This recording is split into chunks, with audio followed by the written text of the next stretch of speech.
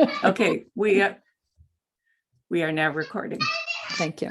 All right. Throughout the session, we're going to ask you to put questions in the chat box, and Julie is going to be monitoring the chat box and making sure we get to your questions. We're going to have lots of time for that. All right. Can't find a chat box. All right. Don't worry too much about it. That's okay. We'll be teaching in person. Okay, I found it. Okay. Oh, Peggy came, but there she is. There she is. Yeah. Would you like to introduce yourself? Sure. Thank you so much for having me. And I'm a little disoriented. I've been in somebody else's office and somebody else's building all day long. So it's my phone's over there and my food is over there, and totally fine. It's weird to not be working out of one's bedroom after 2 years. So my name is Peggy Fulda. I'm the program manager for Refugee Community Outreach at Lutheran Community Services.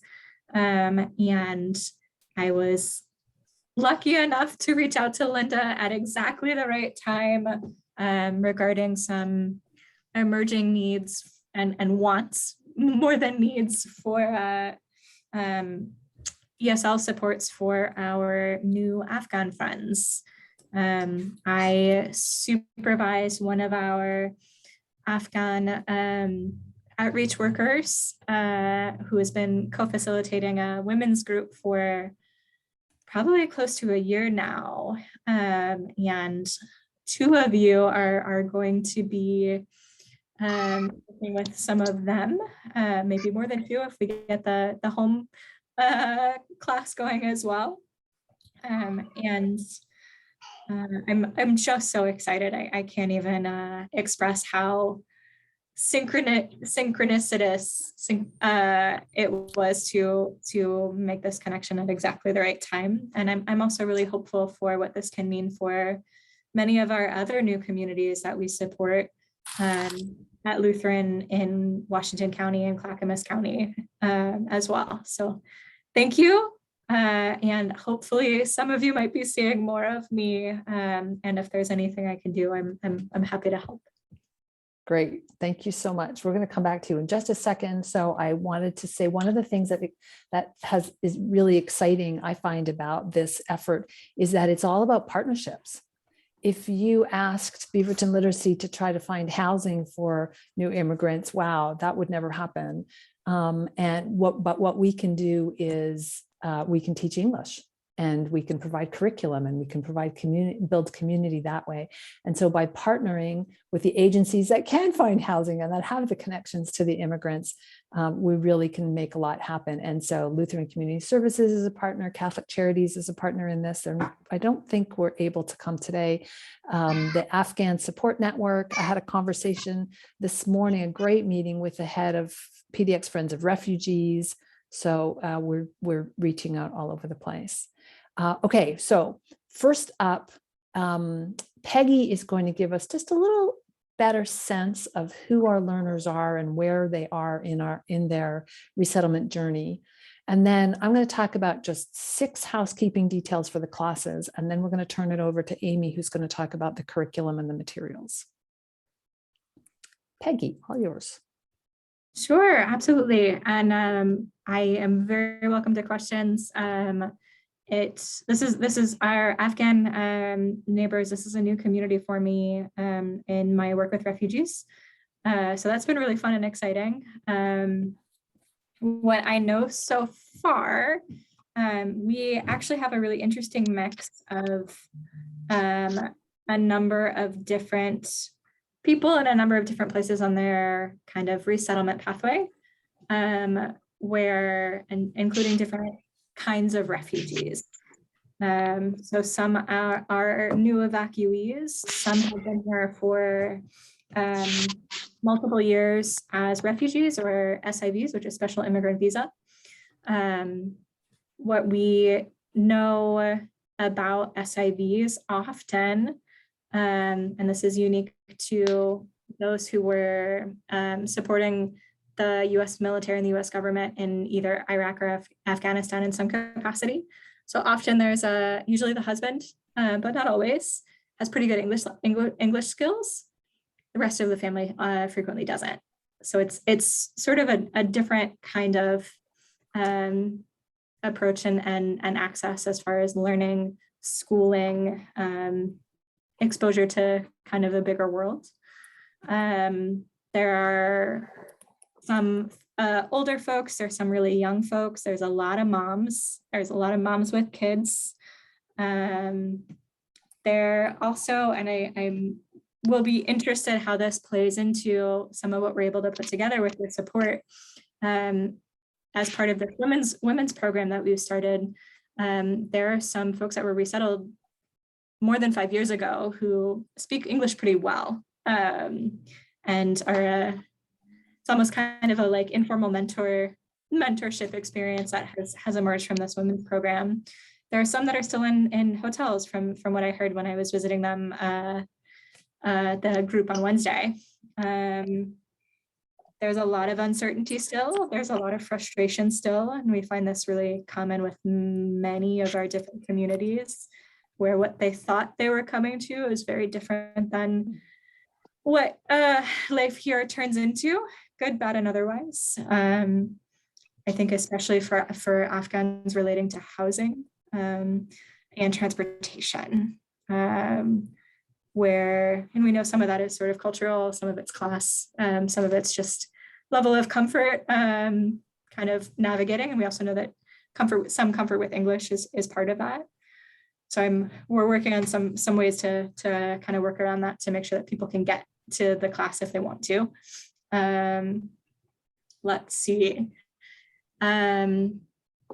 There's been some relationships that are already forming, even from people who are new to each other, just in the group, which I as a social worker, I always love to see and love to hear about, because it's ultimately, especially working with refugees, the best thing I can do is work myself out of a job, so that ethnic community has what they need to be self-supporting and mutually supportive, as far as mutual aid, where your neighbor can read a letter for you, and your caseworker maybe doesn't need to.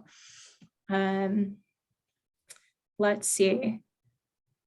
Linda, you're muted. Sorry, I was trying to be good. Can you talk, please, about the reception that you guys got at the women's group when you first brought up the idea of doing these classes? Yeah, well, and I will also say this request came from the women themselves, which was even more exciting, where I meet informally with two of our Afghan peer support specialists who are doing a lot of this outreach just about weekly, to make sure some of our engagement and coming kind of wraparound approach to some of our work is continuing. And they said, hey, Peggy, people really want to be learning English. How can we do that? I was like, I don't know. Let's find out. Because I'm relatively new to the Portland area, and in particular to engaging in Washington County is new for me. So, but I'm also really good at Googling. It's my biggest social work skill. So then we started reaching out to people, and that's where I found you lovely people. So this came from them. They were really, really excited when we could come back to them and say, oh my gosh, they're going to come to us. I think there's also a lot of excitement from some of the other staff in our Beaverton program, which is primarily mental health, as far as English class, right, that can, as a pull factor, as far as helping people bridge that comfort and newness of being in person in our office and in real life, because the group has been meeting online, and most of the community members that are participating have only been here since COVID, where while we never closed, we were very limited in our office engagement. There was a lot of work and a lot of kind of direct interaction that were happening, in people's homes, in parks, in public, in whatever way that we could. So we're trying to use this, a little bit and to help entice people and excite people about being together in person, but also they've never seen our office. They've never some of them have never met even Amina and Nushin, who are our two outreach workers, although they do a lot of home visits, so that may not be entirely accurate. So let's see, how many students do you expect to attend the LCS class in Beaverton? We're aiming for 10. There are some questions about childcare that might be a barrier, where we are working to kind of build a parallel engagement for kids with some of our art therapy activities, which unfortunately we are not able to offer for under age 5. And so my hope, and I may ultimately be overruled here, and that's unfortunate, but I'm used to working with refugee communities, just kind of figuring it out, especially for this kind of health or education engagement of like, you can't work with refugees and not have babies. You just can't. I don't know that that's what our leadership are going to be open to and comfortable with. And I hope that that's not insurmountable barrier. Our classroom space, I'm actually here in the building right now, so I got to see it. The space that's in our suite in the location, we think could fit 10 to 15 people. There's a bigger conference room that is on a lower level in the building that I think might fit closer to 15 or 20. And that's, sorry for interrupting, that will vary. There are only a couple of people here who will actually be working and in teaching in your facility, but that will vary widely, probably in the different places that are different hosts. Yeah. And then we also have a woman who lives in East County in Multnomah, who's invited people to their home, and we think there might be 4 or 5 women who live closer to there or are more comfortable being there than being with us in the office. But that's a little bit still getting nailed down. Yeah, sorry. So the people who have been waiting for news about the Southeast locations, that we're hoping is going to be one of them. And I have the address. Okay, let's not. How about share it here? We'll all show up to teach those people. Yeah. What I know of the woman who will host, she is probably already cooking in preparation. Excellent. I want to go teach there. Okay, that's great. Any other specific questions for Peggy? Actually, I was about to just chat one. Oh, go ahead, Michelle. Go ahead and ask your question. No, I just have a question. My chat room says chat disabled, and I just wondered if that's true for everyone or just an anomaly on my end. Mine does as well, actually. I did not notice. Okay, that's my fault. Let me see if I can figure out how to change that. Amy's going to work on that. Sorry. Julie, go ahead. Yeah, Peggy, can you tell us anything about kind of, are there any generalizations you can make about the students that we're likely to see in our classes? Since these are low-level classes, is there anything you think would be helpful for us to know when we're working with them? Yeah, the biggest thing, and I've visited their group, and again, this is virtual 3 times now. I was expecting more standoffishness than what I experienced, which is always a good indicator. There's, I think, also a lot more sense of sort of collective support than I was expecting for what I've been hearing from the people in the hotels and the level of frustration with the resettlement process. We were doing a focus group about a behavioral health housing project that we're doing yesterday. And I heard 3 or 4 people say, bring women together, we will figure it out. We will help each other. We will learn together. We will figure it out. Which was so beautiful, especially what we know of, in particular for Afghanistan, kind of how women's empowerments and women's rights have been challenged under the current regime. And I have also, another, I'm yeah. sorry. I have another question related to that, because several people have asked me whether we can expect any difficulties between Pashto speakers and Dari speakers, or people from different ethnic groups within Afghanistan. Yeah, it's a beautiful question, and I asked something similar when I was first getting to know Amina, who is the main outreach worker we have currently. What she told me, and I am certainly not an expert in this country or community, but I believe in getting direct information when I can. What she told me is a lot of the conflict has been instigated by the government or by the sort of whoever is ruling in the area to destabilize communities. And where Pashto speakers often also speak Dari, and people were learning both for a while, but with some of the kind of coming and going of the regimes, sometimes that wasn't possible or wasn't available. I think it also depends for people who were not evacuees recently, where they were living before being resettled, and who they had exposure to. I also got the sense that, again, there's this sort of women's collectivity of like, we don't care. They want us to care, and we don't care. I will say,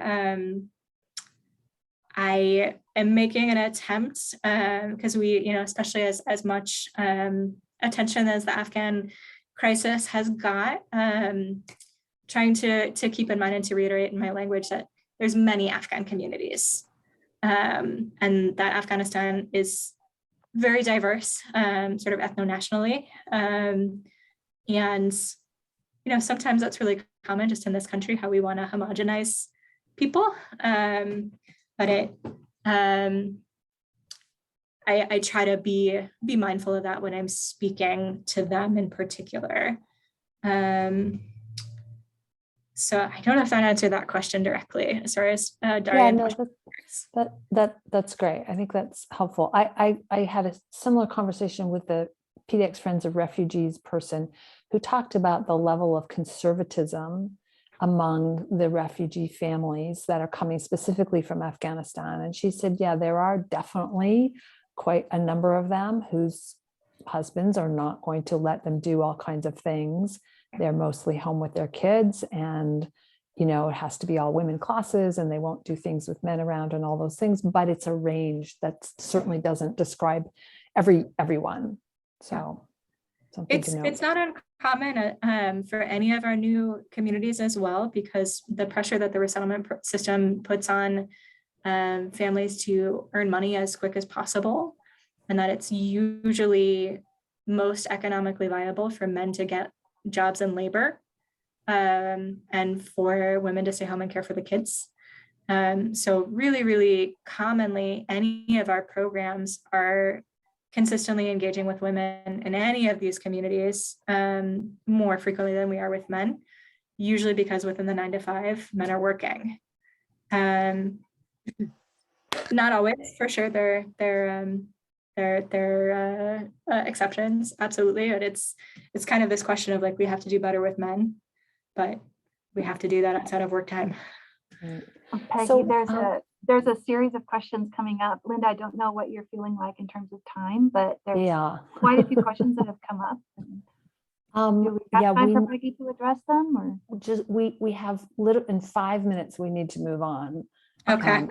So I can answer. Yeah. Sorry, I can answer one of them, and that's, will we get background on the individual students? And the answer is unfortunately no, because we're not doing pre-registration, mainly because it won't work. People are going to come in when they come in, and so that's something that we're going to learn about our learners over time. Peggy had answered who are these people? Some of those, there were definitely families who supported American military and embassy folks. Some, not all. Some, yeah. right. But there are also people kind of from other, who got here in other ways as well. Where did I go? Let's see. A question about cultural sensitivity. Yeah, I think what that I would be useful. did in. Do you have a minute to answer that one? Topics to avoid, or Yeah, our own cultural sensitivity with our students?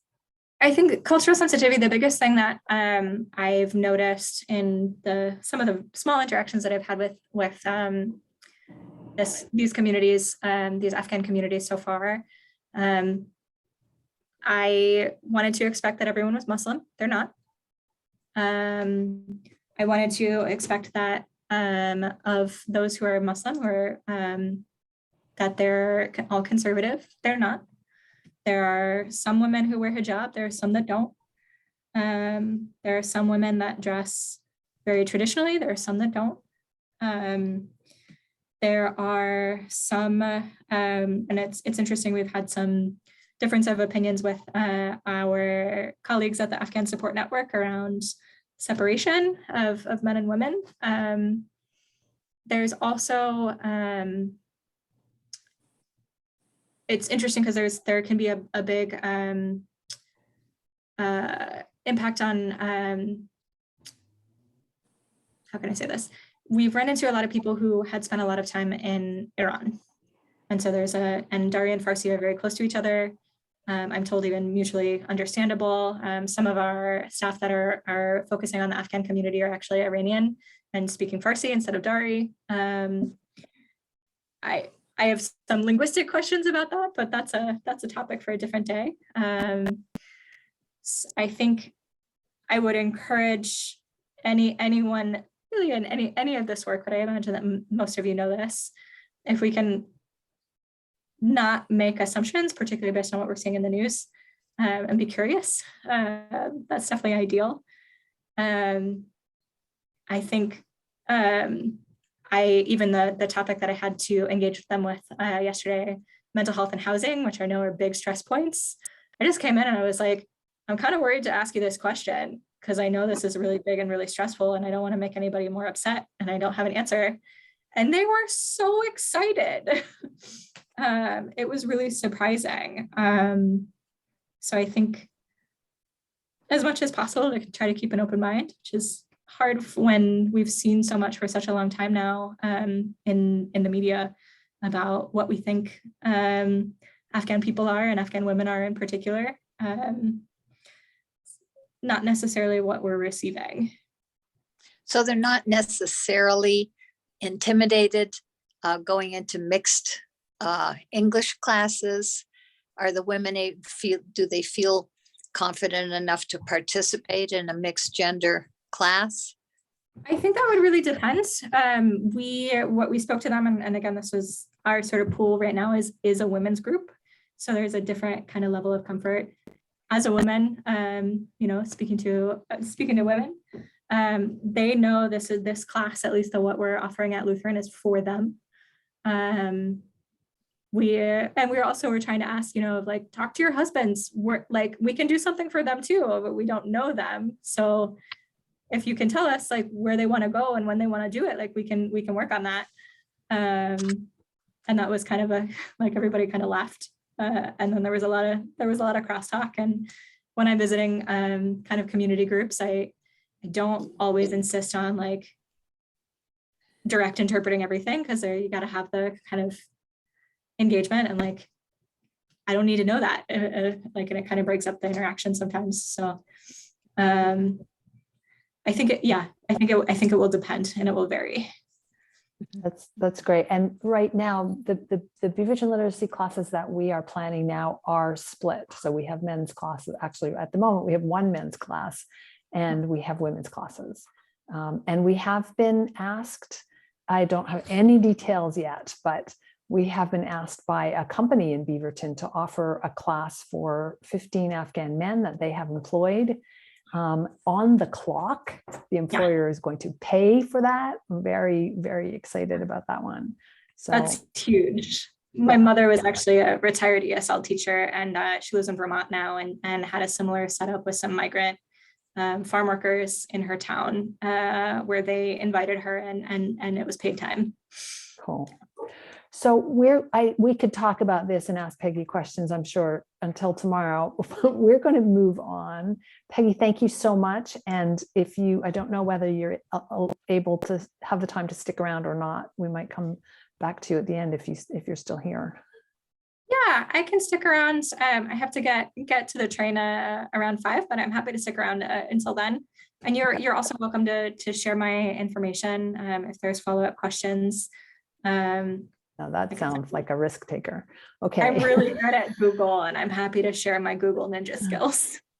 Excellent. All right. Thank you. Thank you so much. All right. We're just going to 6 housekeeping details, and then we'll move on to curriculum, because I know a lot of people are needing that, both for these students and for other students that you have.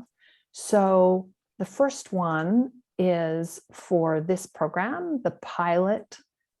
Session A is designed to be 5 to 6 weeks, and 6 weeks for those classes starting on May 16th, 5 weeks for those classes starting on the 23rd. If you have a class assignment and you're not sure when yours is starting, let me know. And the last class will be the week of June 20th. And we're doing that mainly because, we're going to learn a lot, I think, in these next 6 weeks. And we want to learn, and we know people have summer plans, and it's pilot for all the teachers too. And we don't want to ask for extended commitments before everyone knows what they'll be doing. Tentatively, we will do a second session, 5 weeks, right on the heels of that first one. And then we will take August off. We will regroup, and then we will start up again in September. All right. Questions? Okay. Number 2, we are here to support you. You are welcome to contact any of us, me, Amy, or Julie, at any time for anything, but these are our specialties. If you have schedule issues, site issues, you need a sub, any of the organizational kinds of things, I'm your gal. And I will send out, we're recording this, as you know, and I will also send out this presentation and some other things. So you'll have all these links. Amy, like I said, is creating the curriculum, materials. You need more supplies. She's going to talk a little bit about that, but she's the person for that. And Julie is our, we're all teachers, but Julie is our ninja teacher for this one. And if you have lesson planning questions or need teaching ideas, or if you have a specific issue in your class that you want to talk about and discuss, Julie's probably your first stop, but like I said, for any of them, you're welcome to contact any of us. All right. Okay. Number 3, as I said before, we're not pre-registering students. We tried that for the MET Muslim Educational Trust class that Amy did in February, and on day 2, 8 new students walked in.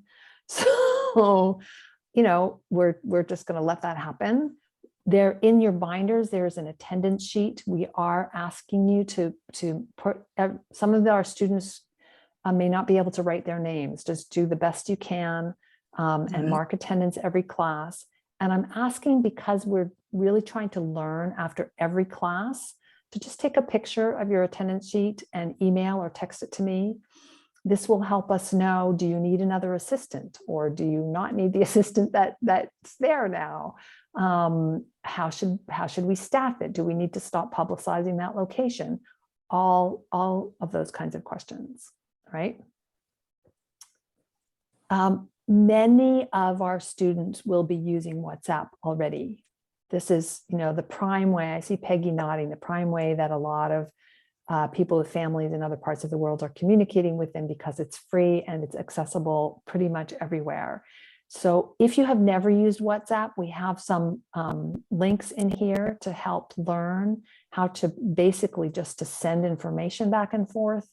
And you can even create a class WhatsApp group and share information with the whole group at once. And I think I heard Amy say that she's been getting pictures of flowers and all kinds of hearts and all kinds of things from her students already, from the students in February. So Even a sticker saying, "I love you, Mom." I wish, it just warms my heart. excellent. I mean, it's about English, of course, this whole exercise, but it's really about creating community and comfort and confidence and connections. And those are the things that are critical in our lives, and they enable learning. So that's where we're going. Questions? Okay. Most classes, probably not the one in the learner's home with 4 learners in Southeast, but most of the other classes will be big enough, we're thinking, to warrant assistance. If you have 10 or 12 or 14 learners and they are at very low literacy levels, it will be really useful to split them into groups. A lot of teachers have not worked with assistants before, or maybe they had a match that wasn't so great. It's really, if you can build this into your lesson planning, and you'll see the materials from Amy will help with that and make suggestions for that. Breaking students into smaller groups makes them more comfortable taking risks, helps build the relationships, and gives you the ability to separate students, either based on level, sometimes based on personality. And I don't mean that necessarily in a negative way, but maybe you have some students who are big talkers and they love to use all the air in the room to talk. Well, maybe you put them all together and have the quieter ones together, so someone has to say something. Or maybe you pair them up so that the talkers can help prompt the quieter ones. So those are things to think about. All right, and the last one, Amy will talk a lot more about materials, but we were trying to avoid buying plastic wherever we could. And these Freddy's boxes just seemed like the thing. We have portable whiteboards for those who are going to be in places where there's no whiteboard in the classroom, binders of materials. Each lead teacher will get a box. Assistant teachers will have access to materials online. If you are an assistant and you're going to end up switching off duties, or your lead is going to be away and you're going to need to sub, whatever, we can make more boxes and more materials. And Amy can help you get more of any of them. These envelopes are envelopes for the students. We are assuming that they're coming to us with nothing. So we have notebooks for them and we have pens for them, and they'll be able to put handouts and those kinds of things. All right. Okay, it's nice. It's quiet. Hopefully that's not a bad thing. All right, Amy. Okay. Oh, name tag. I'm sorry. Mike asked about name tags. Each the boxes will have tent cards. So I will actually show everything that's in the box, so you'll have a good idea of that. And I wanted to add one thing with respect to cultural matters. One thing I learned from the pilot classes was there was one woman that had just a gorgeous hijab, and the pattern on it reminded me of my mother, and I was gushing over it, and she tried to give it to me. So one comment is don't be overly effusive in praise, because they may feel like you're asking for them to give it to you. So, all right, I'm going to talk about curriculum and approach. If you are new to community literacy, I don't think most of you are, but we meet students where they are. It's a two-way conversation. So we are learning from the students as much as they are learning from us. You will have a wide variety of skills in your classes, and our students have many demands on their time. So you will have inconsistent attendance probably. You will have people that, maybe the bus came late, they don't show up right on time. So I've built in some flexibility in terms of the start of the class so that you're not teaching right at the beginning of the class. And you're going to find the need to be very flexible, because the needs of the students will be different every class, basically. So the classes for our new Afghan immigrants, it's, as Linda said, it's a 5 or 6 week session. This this 5 or 6 week session is all going to be focused on housing. And then if we do another session in the summer, we'll do a different topic. Each week, there will be a different aspect of housing that we focus on and different vocabulary. All throughout the session, we're going to be focusing on literacy. So whether students are completely pre-literate, which is what I had in my pilot program, or whether they have some literacy, some ability to read English, working on literacy will help them all. This is a buffet menu. So what you're going to see is more activities than you can possibly do. And it's not intended that you do all of the activities. It's intended that you pick the activities that fit your students for that class. Julie, I don't know if you want to talk at all about your experience of going through Well, Amy's bringing this up because I kept saying, well, that's a lot of material. There's no way we can cover all of that. But I do think as you're planning your lessons for each of your classes, it's definitely going to be, extracting and plucking a few of those activities that Amy's put together, and understanding. The way that I've approached it is I'm starting with the most simple and the most basic. And as I get a better feel for it for myself and for the students, I'll start folding in other kinds of activities. So yeah, don't be overwhelmed by the amazing array of opportunities and activities, because there's a lot. Yeah, the whole idea was to give you flexibility. And in some activities, I will even say, here's how to make it easier, here's how to make it harder, so that you can adjust. And if you have breakout groups, one group can be focusing on the easier, one group can be on the harder. Basically, bring your own gifts and skills and passions to the class. What I'm providing are guidelines, but feel free to modify and do your own special magic. Because we've got a strong focus on literacy, and are certainly for the women's groups, they're going to be dealing with pre-literate women. Some of them will be pre-literate. There's a strong focus on oral vocabulary. And so there are pictures. You will have lots and lots of picture cards. And after each week, there will be a take home, which is basically like a two-sided page of a visual dictionary relating to some aspect of housing, so that even if they can't say the words, they can point to the words to explain what they need. So there are takeaways that you will receive all this material.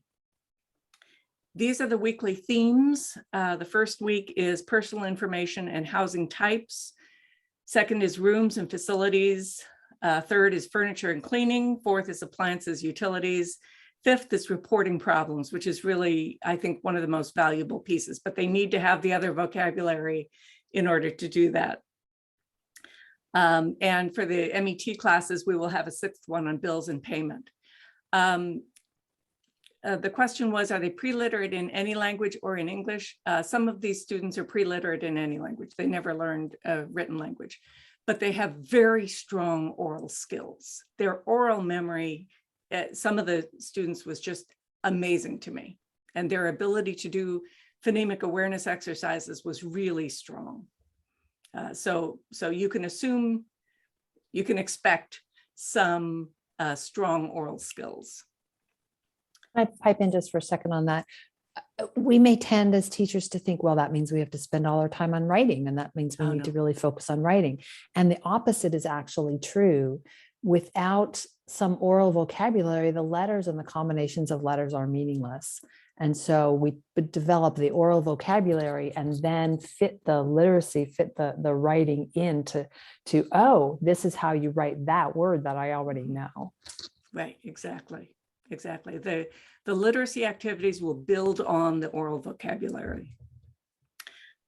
Teacher boxes, I will go through the teacher boxes, but basically this is everything that you're going to have. And I'll demonstrate that. So the general class structure is 15 minutes of gathering, a warmer, and review. So during this time, if you have an assistant, the assistant can be helping to get people signed in. And as Linda said, we're not pre-registering people. My experience was I really struggled to figure out what some people's names were. I had the help of the other students. How would you? I'm still not even sure that I have some of the spelling right, but it doesn't really matter. I can greet them based on the name that they give me. So don't worry too much. On the student registration page, we're asking for contact information so that we can reach the students. But at the beginning of my class, many of the students couldn't give me a phone number or email. They may not have known one. By the end of the class, they could. So don't worry too much. You know, we work with the information that we have. So anyways, during the first 15 minutes, you're doing activities that it's okay if people are coming in late, because they will. 20 minutes on vocabulary, 10 minutes on literacy and numeracy, a break, 20 minutes on controlled and freer practice, and then closing. These are guidelines. So you're gonna adjust it based on how the students are doing, what they're interested in, the kinds of activities that you've chosen. This is not set in stone. It's just a guideline. Actually, before I go through the curriculum pieces, let me show you the box. So this is the binder. We have, you know, one of these mailers from a grocery store, just as a filler activity if people want to be looking at things that are for sale and prices. We've got a sign-in sheet. We've got contact sheet. We've got the plan for the 6 weeks, for the 5 or 6 weeks.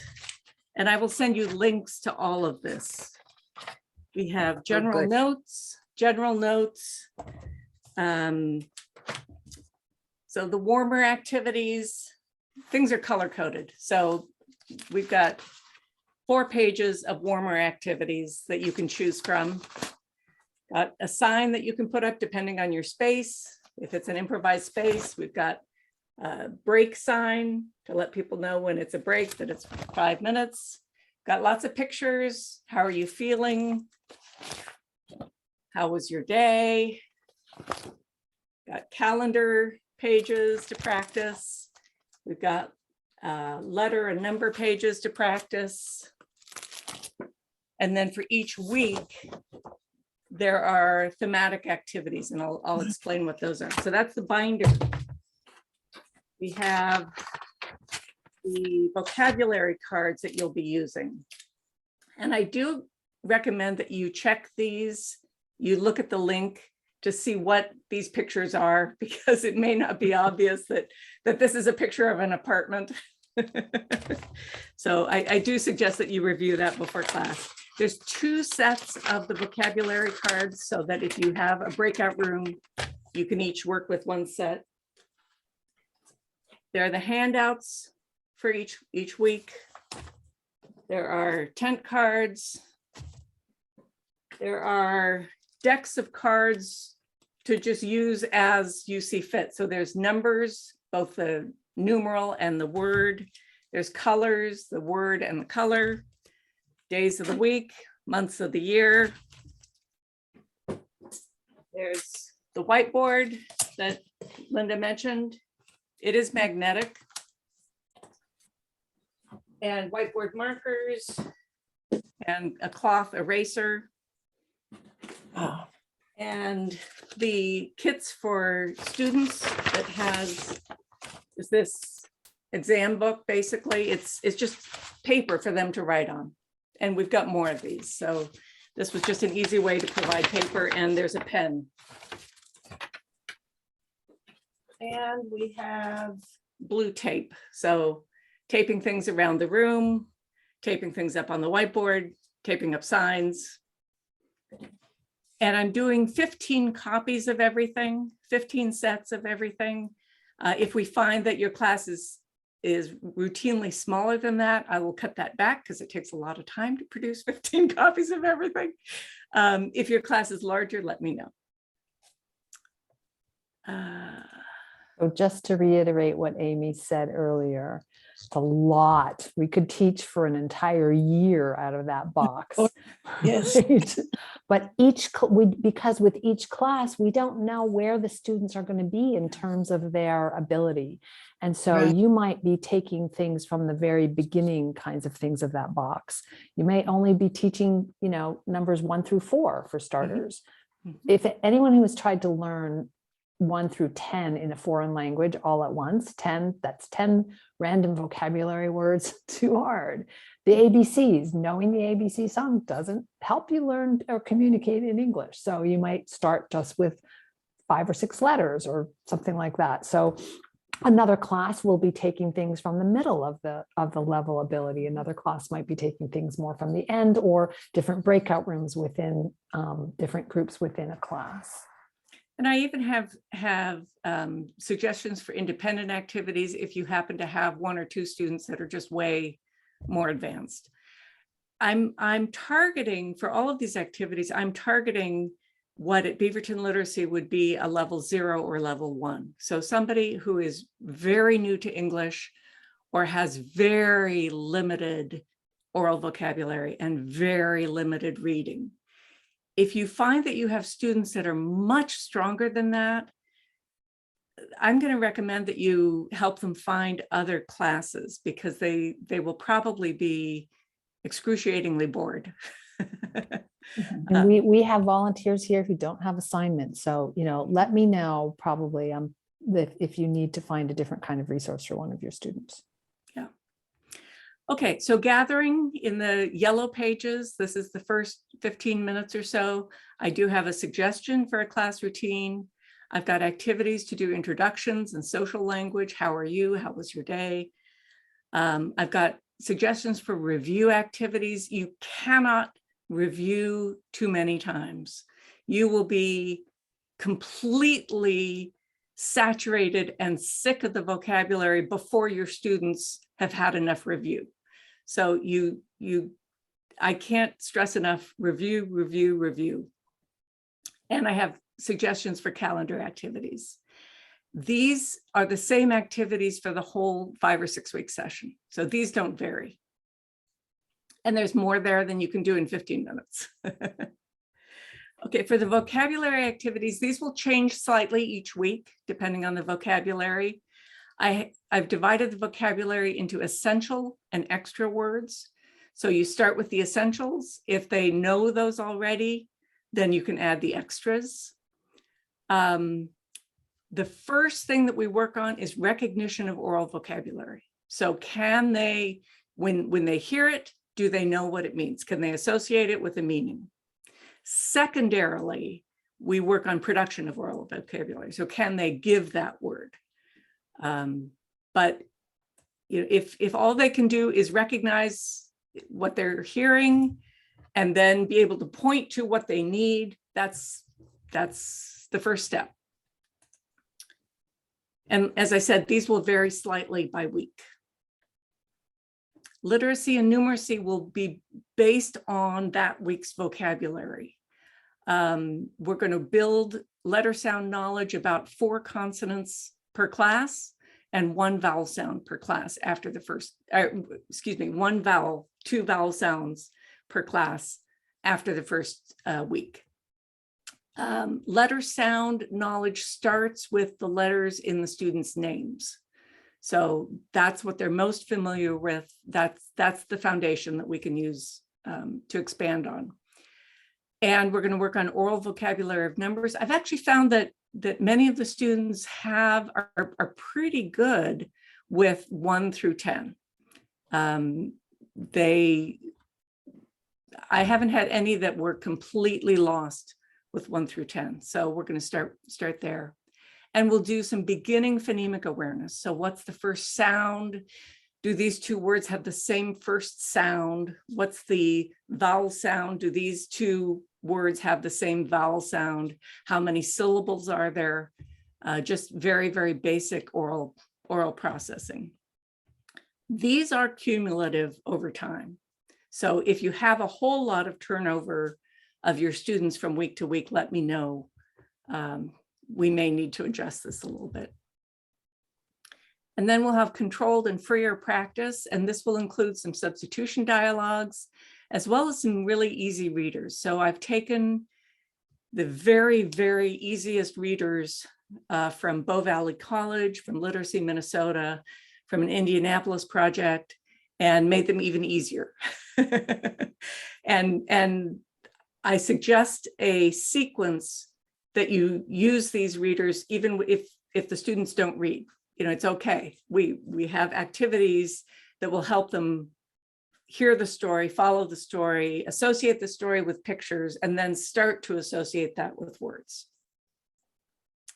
And then for the first week, instead of a reader, we have just a very, very simple form. You know, it's so critical that our students be able to give their first name, last name, phone number, and email, and be able to spell their first and last names. So that's kind of the focus of the first week. And then just some fun activities. So how do you make review fun? I've suggested some. I'm sure that you have lots of other suggestions. And I will email links to all of the documents to all of the confirmed teachers. So far, I've completed weeks 1 and 2. I expect to complete 3 and 4 probably by this weekend, and 5 and 6 sometime next week. And I will coordinate delivery, getting the boxes to Patrick and Jill, and also Julie. And Judith, And Judith. Oh, yes, thank you. we have, Yes, Judith, thank you. Oh, yes, I won't do it for Jill yet because we don't have that class. That's the class at the business. So we're still working on that. you're both JK, your initials. It's making Oh, really? crazy. So that's a very, very quick view. You will see that there's, I don't want you to feel overwhelmed, basically. I think it's very exciting what you put together. Good. What questions do you have about any of this? Peggy is still here, although she's probably running out in 2 seconds. Questions? Okay, a few minutes. No questions. I think it sounds terrific. Sounds so exciting. Let's go guess back to, go ahead. I'm genuinely surprised that the bulk of the students are at the lowest beginning level. I was expecting some people would have worked with the Americans for a while, and you'd have some people with a reasonable vocabulary and others at the ultra beginning level. You're planning on just raw beginners, the lowest beginners. That's just because that's what we're targeting for now. That's, you know, we can't do everything. So we're going for the lowest levels. But, it, you know, as Peggy said, more of the men were working with the Americans. So in the men's classes, you might find somewhat higher levels. Patrick asked earlier, Peggy, what jobs are common among the men? Yeah, it's a good question. I'm not sure I can speak to that specific to our Afghan new arrivals. I can speak sort of overall for refugees. It's usually very unskilled, heavy work, where that might be meat packing, fruits and vegetable kind of packing, really raw, unskilled, hard work. And that takes a really big toll for a lot of people. I have refugees that I worked with, gosh, more than 10 years ago now, who still talk about being in the freezer because it's just so stressful. And that can leave a lot of marks. And as all of you know, I'm sure know, even a little bit improved English opens up so many doors. I actually hired a woman who was working on the factory floor at Nike for the last 3 years, and she had taught herself enough English that we could train her and certify her as a peer specialist. So it doesn't take much to kind of get into a little bit different kind of space professionally, but without language, that is very, very hard. And then Michelle asked earlier about the children, whether they have more English, and what do you think about relying on them? Yeah, it's a good question, because these are certainly patterns that we see in a lot of new arrivals and a lot of new communities. I think if you're talking about the evacuees specifically, I would guess not yet, because they haven't been in school here. We don't know how consistent their access to education was, for the last months, years at home before the evacuations. I'm curious to see as well, and the little ones pick it up so much quicker than adults do. In addition, so I'm really curious about that. And also, if they're not evacuees, but were resettled or the SIVs, like we mentioned, have maybe been in school for a bit longer, that could be really different. Yeah, I'm hopeful to see. In my pilot class, I had one high school student who came to the first couple of classes before she got into Beaverton High School, and her English was much better. I mean, it was probably level 2 or level 3, and she was literate. But what I also found is that my students, if I was having trouble communicating something, they'd give me a piece of paper to write it down, and then they would take it home and have whoever was helping them, a husband or friend or someone else, and then they'd bring back an answer the next time. Yeah, that's And also also WhatsApp. I know that they're often handing it to a husband or a child or someone else who can help them. Exactly. Oh, speaking of WhatsApp and translations, I did several months ago I got a text from a learner in a script that I didn't recognize. And I thought, I can deal with that. I know Google Translate. I put it into Google Translate. Google Translate identified it as Dari. And the translation that was given to me was eat dead flesh. So being fairly certain that that's not really what the learner wanted to communicate with me, it really made me so cautious about using Google Translate in the other direction, because we're putting English into there and we have absolutely no idea what's coming out on the other side. Mm-hmm. And so Amy's method of sending a note home might be safer. It's just, I will remember that forever as a lesson. Sorry, Patrick, I asked you in just one second. The other thing I wanted to mention about children translating is we all know it's so common in so many immigrant communities, right? Because the kids learn faster. But then often what you get is you have children going to their parents' doctor's appointments with them and translating in situations that really children, should not necessarily need to translate in. And that makes our work so much more important. Patrick. What percentage of the students do you think will have mobile phones?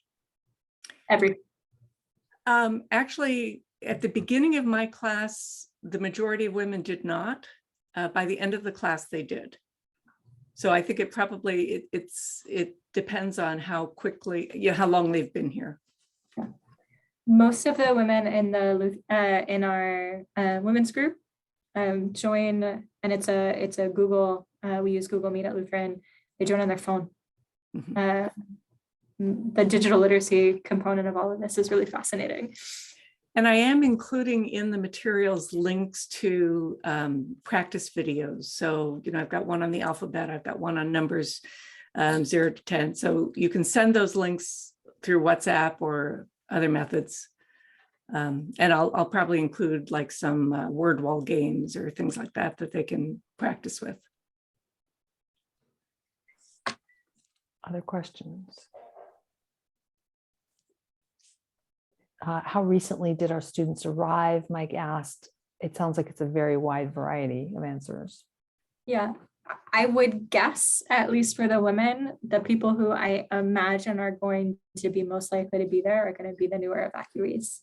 So within the last 6 months, we are expecting a second wave. That nobody seems to know quite when that's going to land. as far as Afghan arrivals go, but it's been a weird 5 years of refugee work. All right. Well, if no one has other questions, Amy or Julie, did you Patrick? want to add? Patrick, did you have another question? Yeah, I was just typing it. What are the most common pronunciation difficulties that you have seen among the women? I'm assuming they'd also be common among the men. Yeah, that's a good question. And I don't know that I can answer that because when I visit, my outreach workers are interpreting. Amy? The short A is pretty unique to English.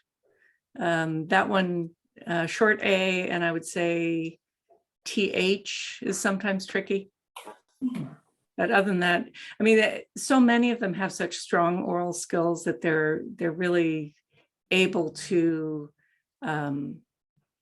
reproduce a lot of, I haven't seen as much pronunciation problem with Afghan students as I had with other students. TH is easy to teach if people don't know the trick. Mhm. It's usually one, it's easy. Go for it, Patrick. I was wondering, since COVID and everything, do we shake hands? Do we teach them to do that? How do they feel about touching them? I have not incorporated shaking hands. Okay. In fact, when I started teaching, we were all masked and that was really challenging. Right. Oh, we will be too, apparently. I guess it depends on the facility. You are always welcome to wear a mask. So if you are more comfortable with a mask, definitely wear a mask. I thought we were required to, but I Yeah, guess I'm you're at Judith at the Lutheran, you'll be at the Lutheran site, which is requiring right. masks. Requiring it, right. Yeah. So my experience was that there wasn't a lot of touchy, but Okay. And they don't like that. Okay. well, they may, I don't know. Yeah, But in right. my class, I didn't see a lot of touchy. But at the beginning, we were all trying to stay 6 feet apart too. So Right, that's true too. Amy also said, and this is of course entirely your choice, that wearing a cloth mask, you know, the KN95 masks are better protection, but they can be kind of hard to hear through.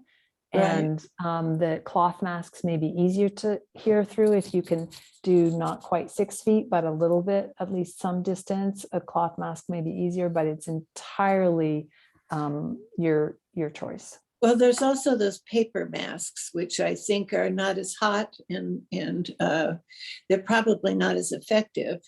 Although cloth masks, they've been saying, are not effective.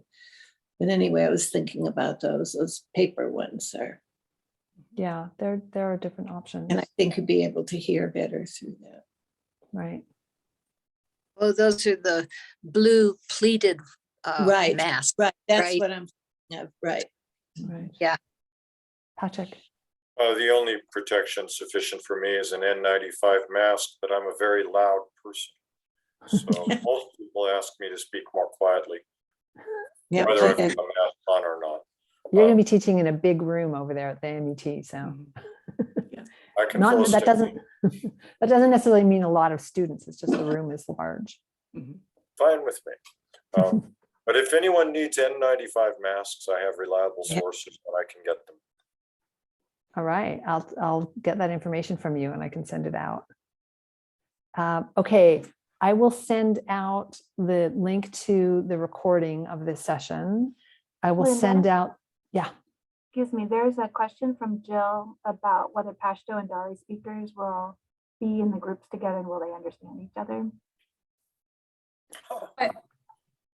What I was told, at least for our women, is that if there are Pashto speakers, they will also know some Dari.